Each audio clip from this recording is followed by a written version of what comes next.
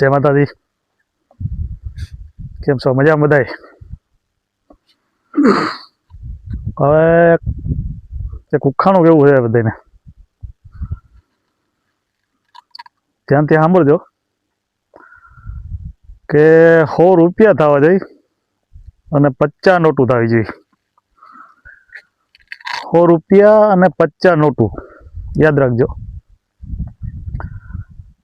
એમાં 20ની અને 2ની નોટ ના આવી જોઈએ, એ યાદ રાખજો. 20ની અને 2ની નોટ ના આવવી જોઈએ. 100 રૂપિયા થવા જોઈએ અને 50 નોટું થવી જોઈએ.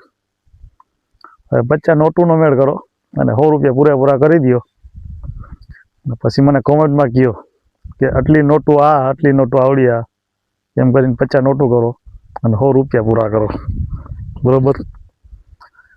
દોડાવો મગજને, કેટલોક મગજ તેજ હાલે ખબર પડી જાય.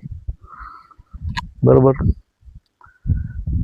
આવડે તો ભલે ને કે પૂછજો મને, તો કઈ હું